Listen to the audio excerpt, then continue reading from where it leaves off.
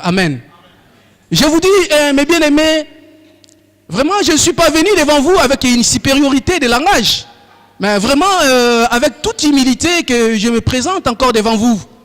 Parce que le monde, à la manière dont elle marche aujourd'hui, si vous ne faites pas attention, vous risqueriez de se retrouver en enfer. Et quand le Seigneur a commencé à me montrer ma vie, je dis, mais si par exemple mourais, et j'allais me retrouver aussi en enfer. Alors quand j'allais me retrouver en enfer, et j'allais dire quoi au Seigneur? J'allais dire au Seigneur, mais moi je prêchais, moi je priais, moi je faisais tant de choses. Et c'est là où j'ai lu la parole du Seigneur où Jésus disait, et je dirai à certains que je ne vous ai jamais connu.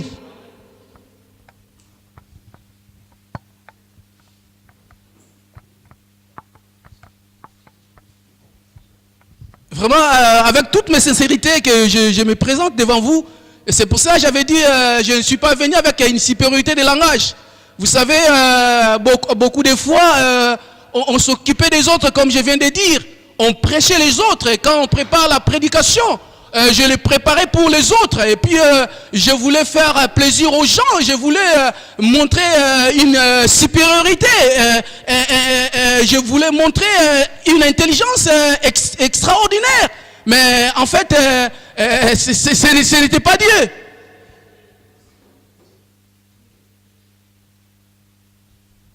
Et c'est pour cela, aujourd'hui, j'ai compris que vraiment, je dois parler de Dieu parfois avec des simples mots. Parce que si je vais parler de Dieu avec un langage où les gens ne comprennent pas, mais à quoi servira? Les gens vont acclamer, sauter, mais ils vont rentrer dans leur maison sans rien.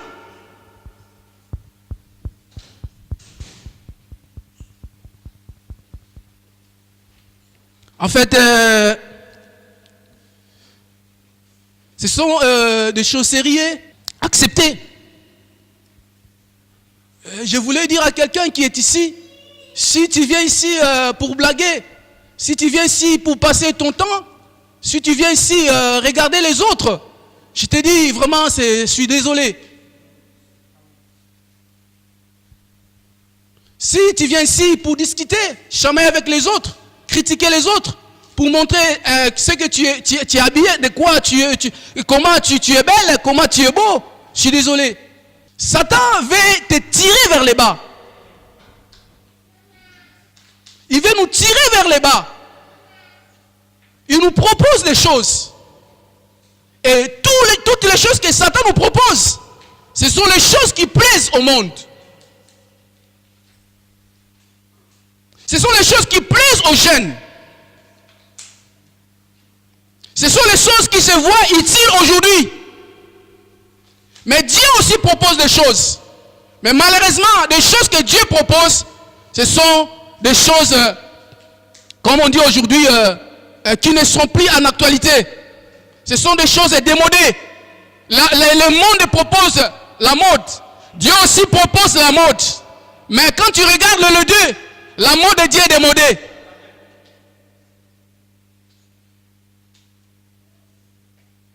Satan a un royaume. Dieu aussi a un royaume.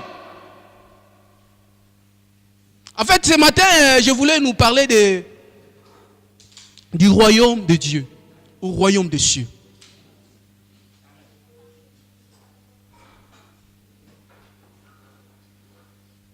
Alors, le royaume de Dieu ou des cieux, c'est un thème majeur dans le ministère de Jésus. Jésus est venu annoncer le royaume. Et aussi Jean-Baptiste, qui était le précurseur, il annonçait ce royaume.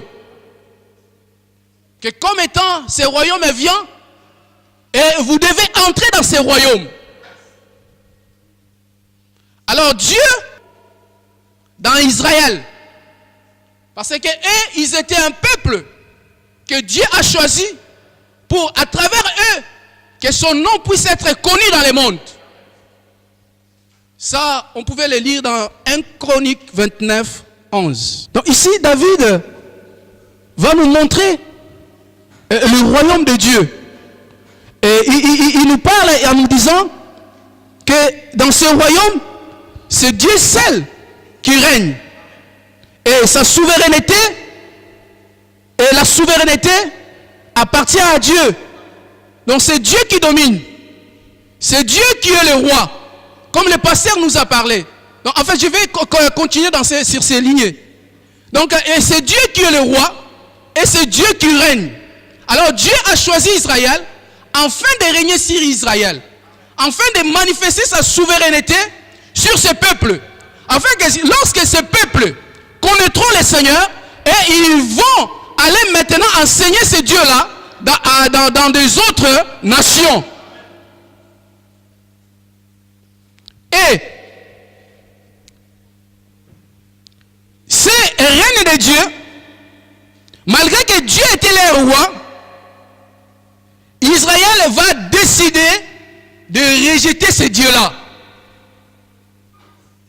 Et ils vont dire, si tu lis 1 Samuel 8, ils ont refusé que Dieu soit leur roi et qu'il choisisse un parmi eux afin qu'il règne au milieu d'eux.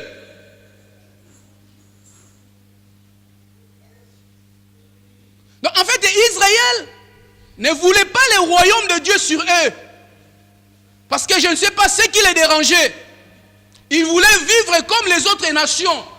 Mais et pourtant les autres nations, ils n'avaient pas Dieu. Les autres nations les enviaient. Mais eux-mêmes ne voyaient pas ce qui était en eux. Ils négligeaient en fait ce Dieu-là. Parce que lorsqu'ils partaient, lorsqu'ils allaient dans les combats, et lorsque l'ennemi attend que leur Dieu est revenu, tous étaient dans la frustration. Les ennemis des enfants d'Israël craignaient qu'une seule chose, c'était leur Dieu. Mais malheureusement, ils vont dire non.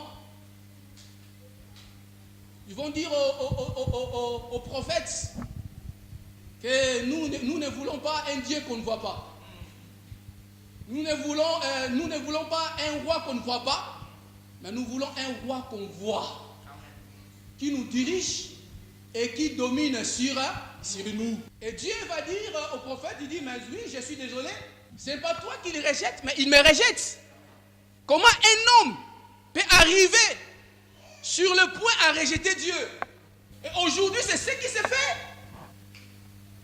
Le royaume de Satan nous propose des choses. Le royaume de Dieu nous propose des choses. Mais nous disons non au royaume de Dieu. Nous disons nous voulons vivre comme le monde. Nous disons nous voulons parler comme le monde. Nous disons nous voulons faire comme le monde. Nous disons nous voulons nous habiller comme le monde. Dieu n'est pas un dictateur. Dieu, il laisse les libres choix à tout un chacun de nous. Il est le tout-puissant, mais pour ce qui concerne les libres choix, c'est toi qui vas les faire. Ou bien tu choisis l'autre royaume, ou bien tu choisis son royaume. C'est toi qui as le choix. Quelqu'un m'a dit au travail, il dit, mais si Dieu était vraiment Dieu, mais pourquoi les gens meurent? Pourquoi toutes ces choses? Moi, je lui ai posé une question. Est-ce que toutes ces choses que tu vois, est-ce que c'est Dieu qui veut que ça soit comme ça? Ce n'est pas Dieu, c'est l'homme lui-même.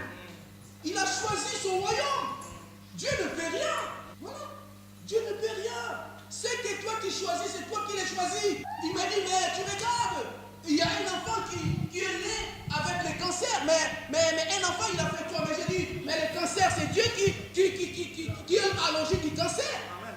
Le maladie ne vient pas de Dieu. Le maladie, toutes ces choses, ça vient de l'autre royaume. Pour ne pas condamner, c'est que nous devons savoir, tout ce qui est mal, c'est de l'autre royaume. Et tout ce qui est bien, c'est dans le royaume de Dieu. Parce que la maladie est venue à travers le péché. Et qui est à l'origine du péché? Mais c'est Satan, ce n'est pas Dieu. Dieu a dit à Adam, tu mangeras tout, mais ça tu ne toucheras pas. Adam un jour a dit non, je ne vais pas. Je suis aussi moi roi ici. C'est moi qui gouverne ces jardins. Je ferai ce que je veux. J'irai où j'irai. Et je me décide. Il s'est décidé de manger ce que Dieu n'a pas voulu. Et lorsque le mal est venu, à quoi Dieu est responsable?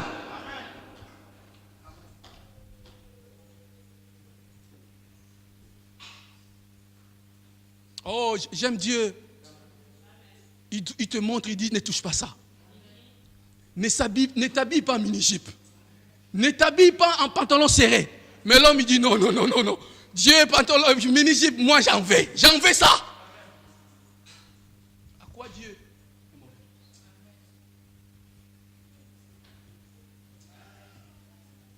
Dieu te dit, ne bois pas l'alcool. Tu dis, mais non, je suis jeune. Il faut que je bois un peu, je sente un peu. Dieu dit, non, ça donne des maladies. L'homme dit, non.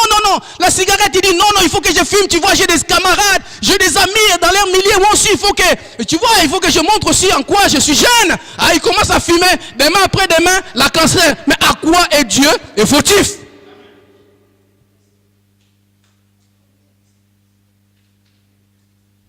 Quand Dieu a créé le monde, il n'y avait pas la pollution.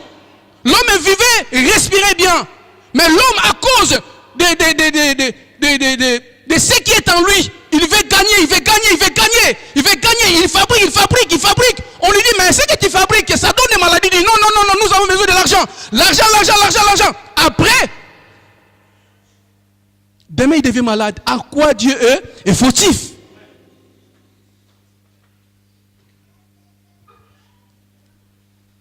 Israël a rejeté son Dieu, son roi.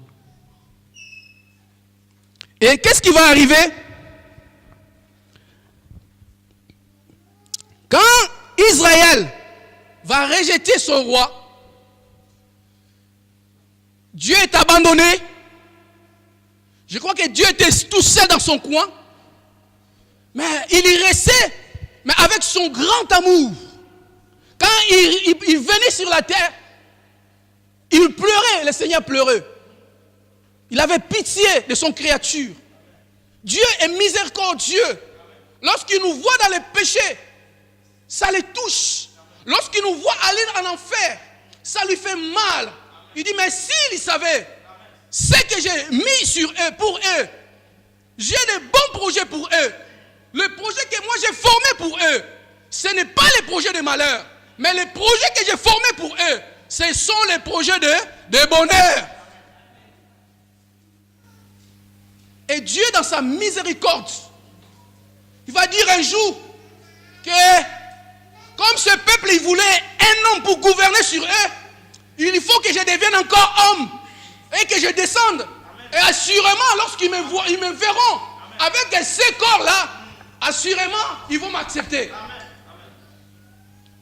Et c'est pour cela que Dieu va prendre le corps humain au nom de Jésus.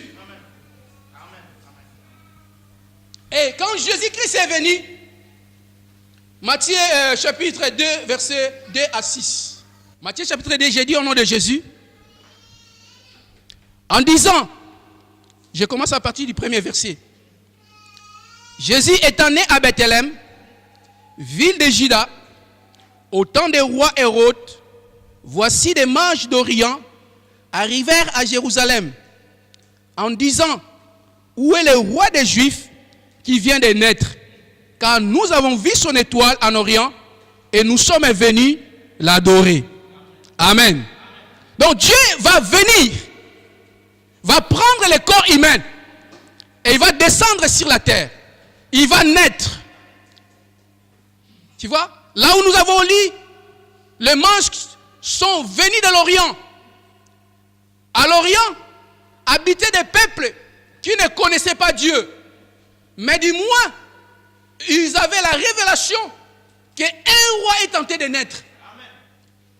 Alors Dieu les a fait grâce.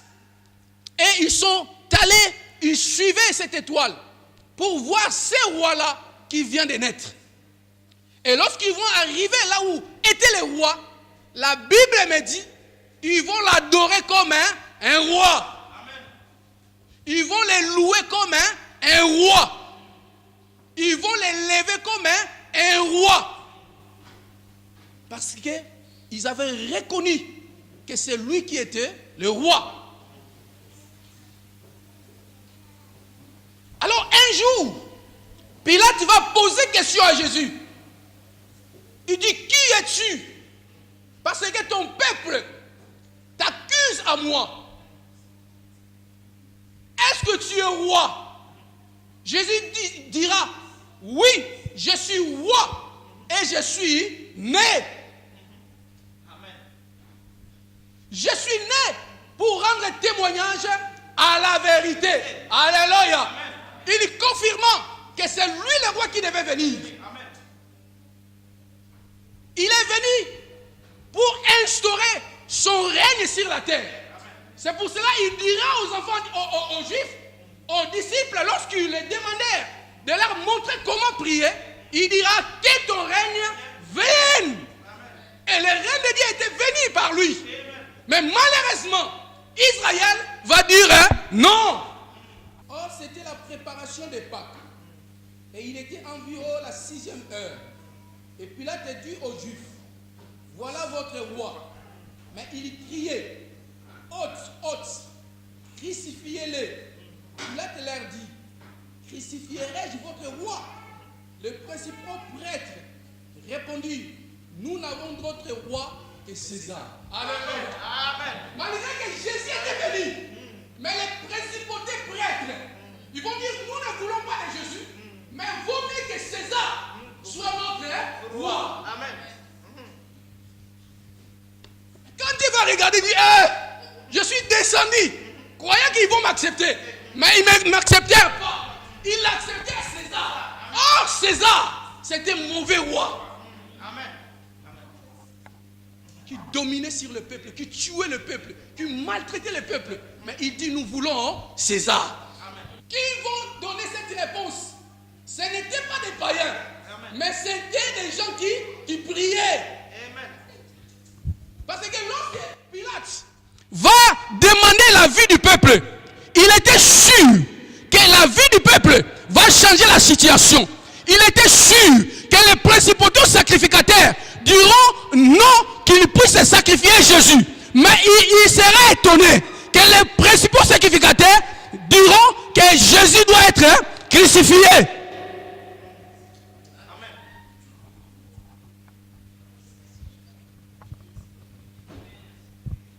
Alléluia. Le roi rejeté. Le roi abandonné. Dit au sujet d'Israël, j'ai tourné mon regard vers un peuple qui avait le cou brut. Alors je vais changer la situation. Dit comme l'Israël ne me veut pas, et vaut mieux que j'aille vers la nation. Il va tourner le dos, il va leur tourner le dos. Et maintenant Dieu va venir vers les nations. Et Dieu va enlever tous les privilèges qu'il les avait donnés et va nous les donner. Vous voyez? Et ce royaume de Dieu, c'est un royaume qui est composé de tous ceux qui croient en Jésus comme leur Seigneur et leur Sauveur.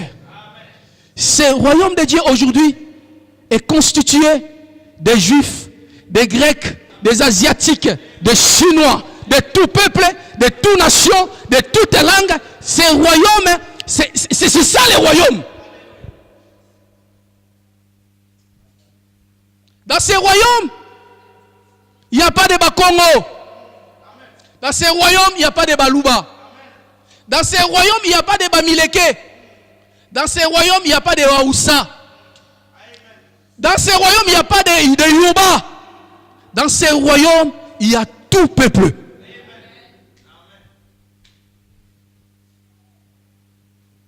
Mais quand Jésus va venir à l'église, il trouve une église, il n'y a que des Bakongo. Il dit, ah non, ils n'ont pas encore compris. Il va dans une autre église, il trouve qu'il n'y a que des Balouba. Il dit, ah, là aussi, ils n'ont pas encore compris. Parce que c'est ce système de conduire les choses. Ça conduit toujours en échec. Il va dans une autre église, il trouve qu'il n'y a que des Français. Il va dans une autre église, il trouve qu'il n'y a que des Américains. Il dit non. Là aussi, il ne comprend pas aussi. J'ai tourné les dos pour venir de ce côté et j'arrive là et aussi il ne comprend pas. Le racisme dans l'église. L'idolâtrie est entrée dans l'église.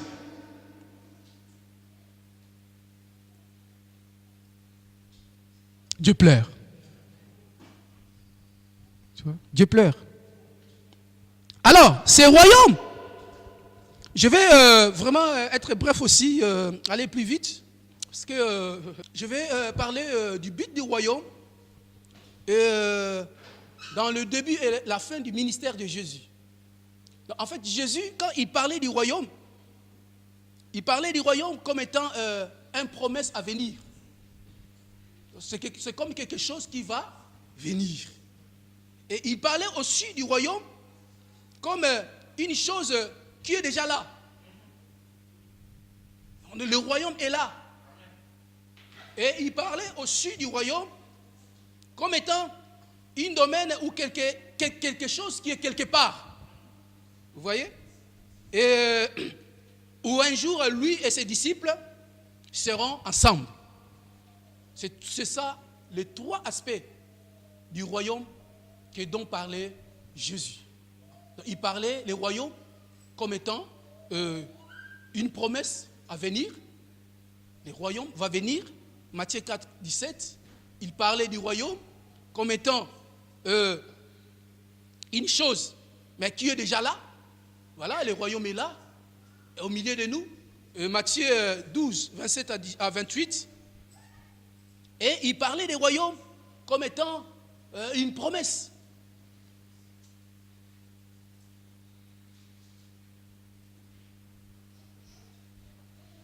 Alors, ce qui m'intéresse aujourd'hui, on va parler du royaume sur son aspect présent. On ne parle pas sur l'aspect futur, mais on veut parler du royaume sur son aspect présent. On va lire Matthieu 12, 23. Matthieu 12, 23, je lis au nom de Jésus.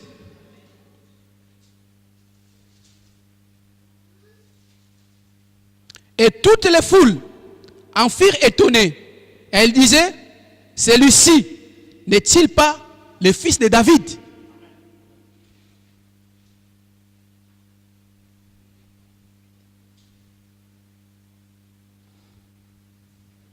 Donc, la présence de Jésus sur la terre, ça montrait la venue d'un roi. Parce que Israël, ils attendaient un roi. Alors certains doutaient, certains tâtonnaient. Et ici, là où nous avons lu, ils doutaient, ils tâtonnaient. Ils disent, mais ce n'est pas lui, le fils de David, qui devait venir. Et Jésus lui-même a confirmé, a dit, je suis roi et je suis là. Quand un roi est quelque part, ça veut dire quoi? Son royaume est là. Parce qu'un roi est le représentant d'un royaume. Or là où il y a un royaume, il y a un gouvernement. Il y a des lois qui régissent ces royaumes. Partout où Jésus est, son royaume est là. Si tu crois en Jésus comme son Seigneur et Sauveur, directement tu es né dans le royaume. Que tu vois Jésus ou pas, sache-le, tu fais partie du royaume. Et si Jésus est en toi, sache-le que le royaume de Dieu est là partout où tu es. C'est pour ça qu'il faut faire attention. Ne fais pas des choses bizarrement. Il faut faire des choses correctement.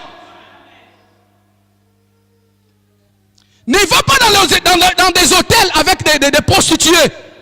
Parce que lorsque tu vas dans les hôtels, c'est le royaume de Dieu qui est en hôtel. Lorsque tu fais du mal quelque part, c'est le royaume de Dieu qui est impliqué. Alléluia. Et dans ce royaume, Jésus est venu accomplir l'œuvre expiratoire dans la croix. Et c'est par cette œuvre d'expiation que Dieu nous a rachetés.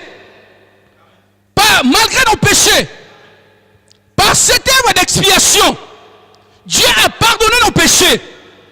Et par là, nous pouvons voir la gloire de Dieu. Par là, nous pouvons entrer dans le royaume de Dieu.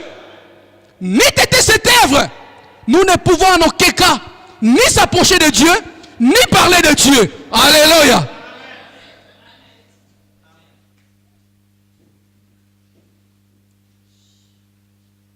Il les a rachetés à cause du sang de l'agneau. Il nous a rachetés. Il nous a rachetés. Il a fait de nous ses princes. Nous habitons dans le royaume. Le royaume de Dieu, ce n'est pas ici. C'est partout où tu es. Même dans ta maison, le royaume de Dieu est là. Au travail, le royaume de Dieu est là. Dans ta vie, le royaume de Dieu est là. Partout où tu as Dieu en toi. Le royaume de Dieu est là.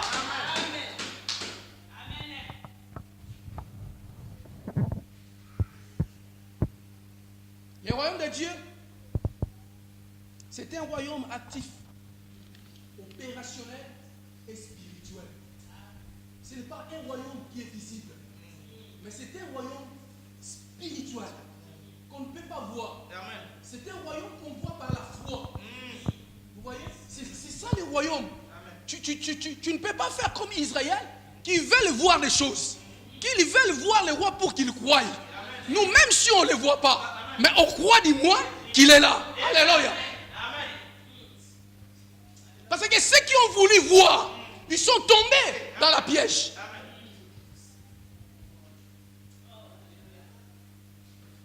Et c'est un royaume actif. C'est un royaume opérationnel. Constitué de frères et sœurs. Les anges sont là. L'armée de Dieu est là. Le roi est là. Il règne. Il est glorifié. Laissez-moi vous dire, ce n'est pas les pasteurs, mais c'est lui-même qui règne. Aujourd'hui, dans certaines églises, ils veulent prendre la place du roi. Raison pour laquelle ils n'avancent pas. Raison pour laquelle les choses sont toujours bizarres. Parce qu'ils veulent prendre la place du roi. Dans certaines églises, ils sont allés même plus loin à mettre la photo de leur pasteur, de leur prophète, devant l'église. Le roi est rejeté. Mais ici, c'est Jésus qui règne. Alléluia. Ce n'est pas le pasteur, je vous dis. C'est Jésus. Parce que nous sommes dans son royaume. C'est lui qui a versé son sang pour nous. Apôtre Paul disait quelque part, il dit, est-ce que c'est moi qui ai été crucifié pour vous? Pourquoi vous voulez m'élever? Pourquoi vous voulez vous faire des choses pour moi? Il dit, mais non, c'est pas moi. C'est le roi qui devait régner en vous.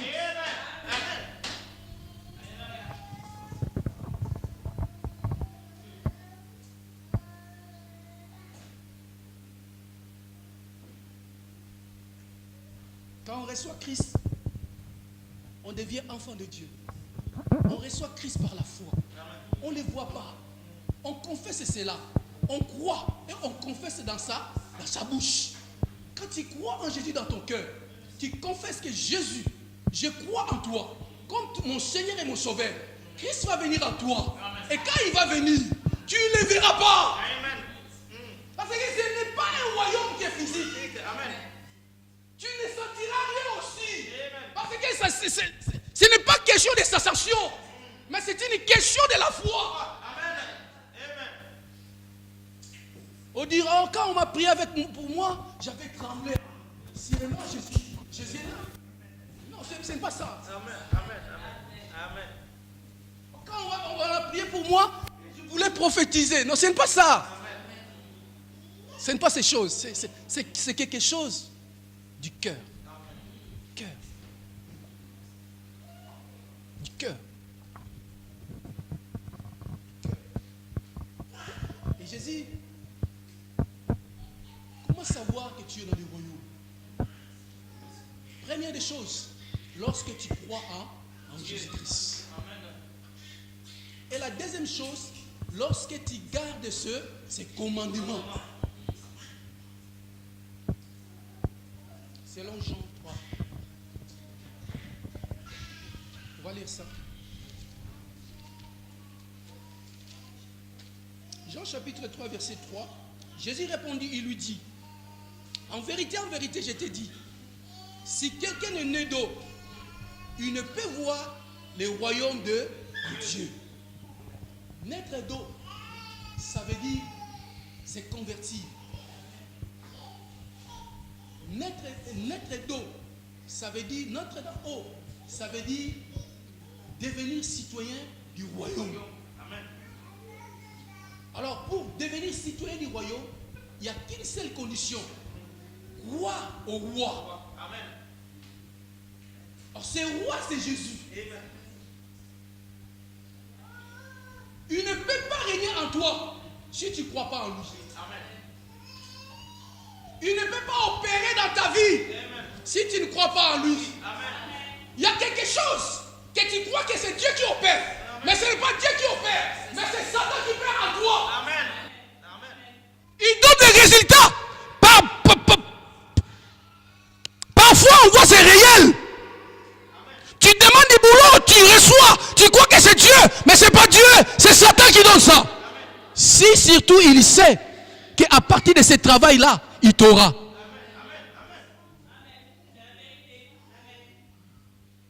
Il y a deux royaumes. Le royaume de Satan et de Dieu. Le royaume de Satan, il donne aussi. Et le royaume de Dieu, il donne aussi.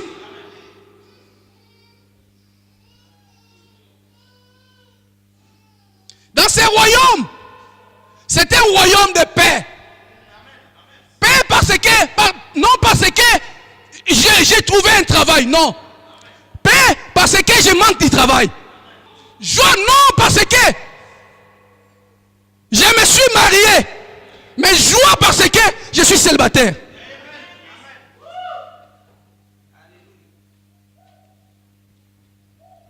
Dans ce royaume, c'est un royaume de justice.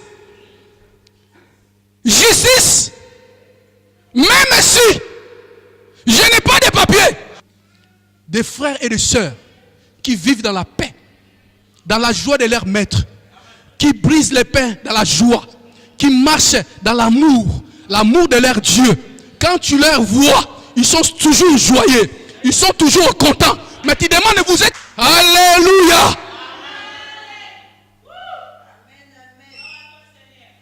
Ce n'est pas ça.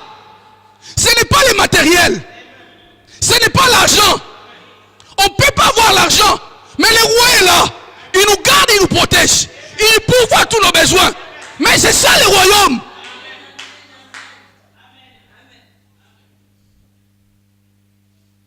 Non. Quand tu manques de l'argent, ton visage change toujours. Tu es devenu triste. Tout le monde doit savoir que toi tu as des problèmes. Non, ça c'est pas le royaume. Quand on est dans les royaumes, on ne se contacte pas des hommes, mais on se contacte de Dieu. On vit par la foi. On marche par la foi. Parce que le roi est là.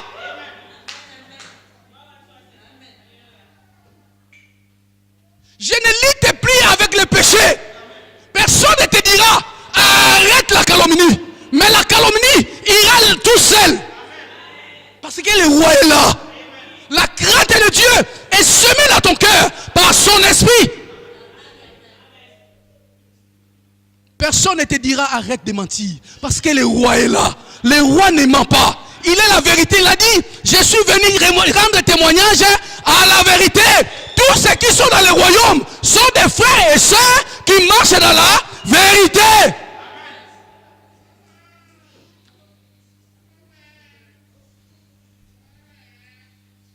Ce n'est pas un endroit où les pasteurs mentent les fidèles mentent les pasteurs. C'est n'importe quoi. C'est du désordre. Non, ce n'est pas ça les royaumes. Les royaumes, c'est la vérité. Je suis roi. Je suis né pour rendre témoignage à la vérité. Les royaumes de Dieu, comme j'avais dit, c'est les domaines invisibles de Dieu. Dieu qui est sans limite, physique. Rien ne peut limiter Dieu. Rempli de potentialités. Et Dieu exerce son autorité, sa royauté. C'est pour cela, là où il y a un enfant de Dieu, il y a l'autorité de Dieu qui est là. Tu peux bloquer les sorciers, tous les sorciers de ces quartiers-là. Tu dis aujourd'hui personne ne bouge parce que le royaume est là. Comme pasteur nous avait dit l'autre jour, il dit si quelqu'un est à Christ, tu vois, tout le monde les respecte. Tous ces gens qui pratiquent la magie dans les quartiers, tu ne les connais pas, mais eux, ils te connaissent. Ils te connaissent et ils ont du respect envers toi parce que le roi est en toi.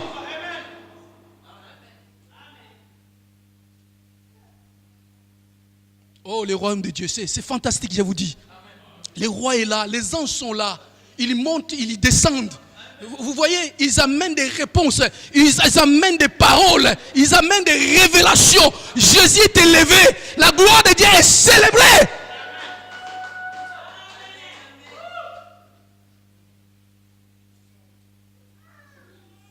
Tu vois, c'est le royaume.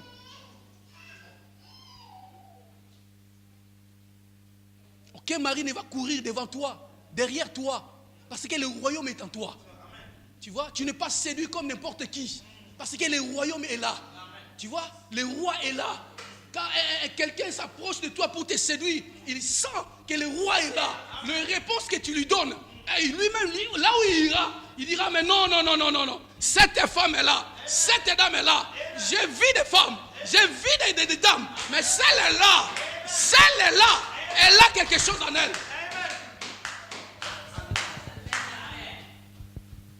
Non seulement tu refuses parce qu'il n'a rien, mais tu les refuses malgré ses millions, malgré ses milliards, malgré ses voitures, malgré ses maisons. Tu dis j'ai roi en moi, je n'irai pas.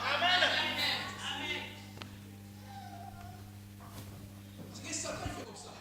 Au début il t'envoie des gens qui n'ont rien. Ils montent, qui n'ont rien, il dit ils résistent. Après, ils montent. Les gens qui ont 5 000, ils montent. 10 000 après, tu verras des gens qui ont des millions qui viennent devant toi. Tu dis, tu vois, je ne fais rien. Parce que les maris au sujet. Tu vois, ça fait longtemps. On ne fait rien. Ma famille, vraiment. Mais moi, je vais changer. Parce que regarde ce qu'il me propose. Il me propose des grandes choses. C'est lui qui est dans les royaumes. Ne fais pas ces choses. Parce que le roi est là. Ce roi est fidèle. Amen. Tous ceux qui sont attachés à lui sont des frères et sœurs qui sont fidèles. Amen. Le roi est juste. Tous ceux qui s'attachent à lui sont des frères et sœurs qui sont justes. Amen. Le roi est la vérité. Tous ceux qui s'attachent à lui sont des frères et sœurs qui sont dans la vérité. Amen. Arrêtons de blaguer avec les choses. J'étais dans le monde des pasteurs, j'ai vu les gens blaguer avec des choses. Et je me suis repenti, j'ai dit, mais Seigneur, ils ne savent pas que ces choses les amèneront un jour à l'enfer. Tu vois l'hypocrisie, tu vois la cupidité, tu vois les choses. Si Dieu t'ouvre les yeux, et nous-mêmes on était plongés dans ces choses. Vous savez, la Bible, la parole de Dieu dit, les mauvaises compagnies corrompent les bonnes mœurs. Il y a certains pasteurs qu'on croit grands, mais qui sont perdus. Alors, nous, ces pasteurs-là, ce sont eux qu'on suivait. On voulait faire des choses comme eux. Et à la manière de vouloir faire comme eux, on allait directement en enfer. Amen. L'escroquerie, je vous dis. On inventait des offrandes commandait. Mais on les faisait parce qu'on dit, mais non, certainement ils sont des grands. Certainement Dieu les connaît. Certainement ils sont dans les royaumes. Mais en réalité, ils n'étaient pas dans les royaumes.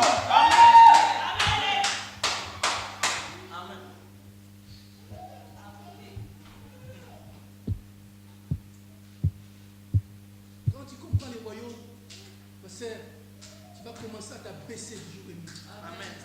Tu vas commencer à pleurer du Seigneur, pardonne-moi, aie pitié de moi. C'est ça ma prière.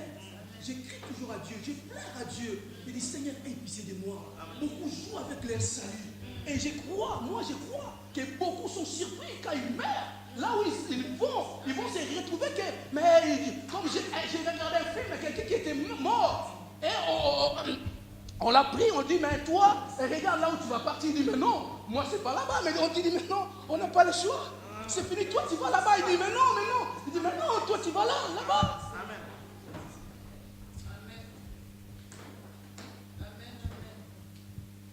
Le Seigneur ait pitié de nous.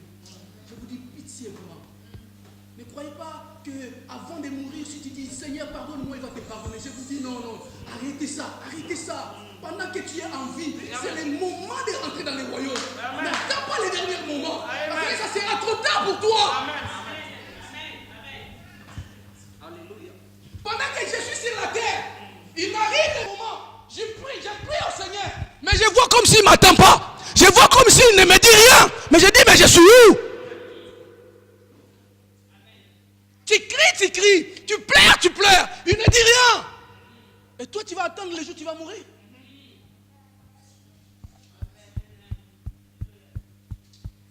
Il n'exauce pas de la manière dont toi tu penses. Pardonnez-moi, regarde, je vais mourir, il te pardonne, tu le dis non. C'est pas comme ça, bien-aimé. C'est pas comme ça. Ne dis pas qu'il avait pardonné le voleur à la croix. Ne dis pas ça. Si tu dis ça, il ne va pas te répondre. Il te dira, mais lorsque tu étais en vie, pourquoi tu n'as pas venu vers moi?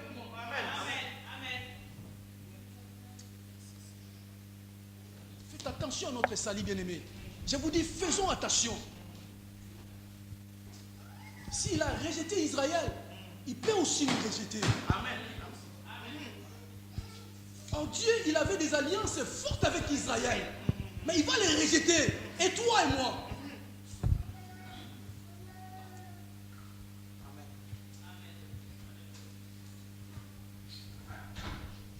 Il faut que sa souveraineté règne en nous.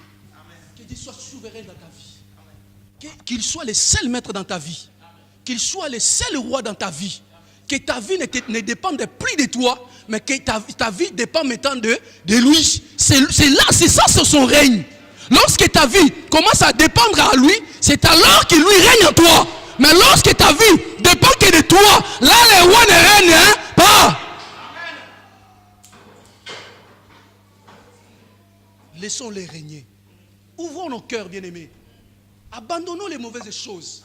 Abandonnons les mauvaises vies. Le roi est là. Il est présent. N'attends pas les derniers moments. Son royaume est là. L'apôtre Paul a dit, c'est un royaume de paix, de joie, de justice. Il est là. Qu'est-ce que tu attends? Tu suis les grands savants, tu suis les hommes intelligents, mais ils seront surpris eux-mêmes. Ne les suis pas à cause de leur intelligence. Leur intelligence ne les sauvera jamais. C'est ça le moment. Ne suis pas les savants. Parce qu'aujourd'hui, les autres disent, un tel a dit, tel savant dit, tel écrivain a dit, tel a dit, ce n'est pas ça. C'est Jésus. Amen.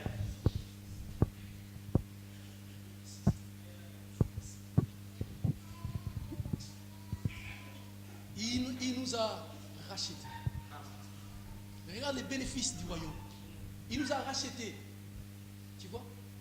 Si tu lis Ephésiens 1, 7, 17 pour finir, on ne va pas lire ça, mais tu vas lire ça chez toi. Le roi est venu nous racheter. Regarde les avantages. Donc, il a payé le prix à ta place. Il a versé son sang. pour que toi tu deviennes le fils du royaume. Le deuxième avantage, il a fait de toi son héritier. Est-ce que vous savez qu'est-ce que signifie l'héritier? Est-ce que vous savez qu'est-ce que signifie héritier d'un roi? Quand on hérite d'un roi, on hérite de grandes choses. On hérite de sa paix, on hérite de sa joie, on hérite de sa justice, on hérite de son amour, on hérite de grandes choses que le monde n'en a pas.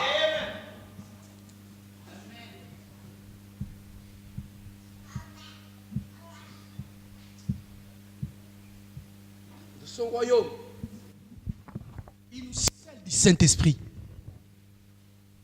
Il te scelle de son esprit. Tu es scellé. Partout où tu passes, tu es déclaré comme étant un prince. Dieu est en toi. Regarde les avantages. Les démons te connaissent. Tu vois? Les occultistes te connaissent. Parce que le sceau de Dieu est sur toi. Le Saint-Esprit est dans ta vie. Les avantages. Vous voyez? Il a fait de nous ses enfants. Nous sommes devenus les enfants de Dieu. Il nous a adoptés par l'œuvre qu'il a accomplie à la croix. Il a fait de nous ses fils. Désormais, nous sommes devenus les enfants de Dieu. Dieu est notre Père. Imagine maintenant la relation que tu as avec ton Père. Les bienfaits de ton Père envers toi. Mais maintenant, Dieu est notre Père. Qu'est-ce qu'il nous refusera?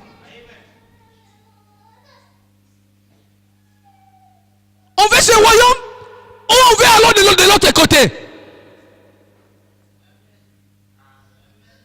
Il nous a sauvés. Tu es sauvé, bien-aimé. Si tu as crié à Jésus, que tu vois ou pas, sache-le, tu es sauvé. Ton nom est écrit dans les livres de vie. Tu es sauvé. Tu marches dans la joie parce que tu es sauvé. Le péché n'a plus de pouvoir sur toi. C'est la justice de Dieu qui entre, qui règne maintenant en toi. Oh, il y a plusieurs avantages. Vraiment, aimons le Seigneur, bien-aimés. Attachons au Seigneur. Abandonnons les fables, les choses bizarres qui ne rendent pas gloire à Dieu, qui mènent en enfer. Ce matin, prends la décision. Ou bien les royaumes de Satan, ou bien les royaumes de Dieu.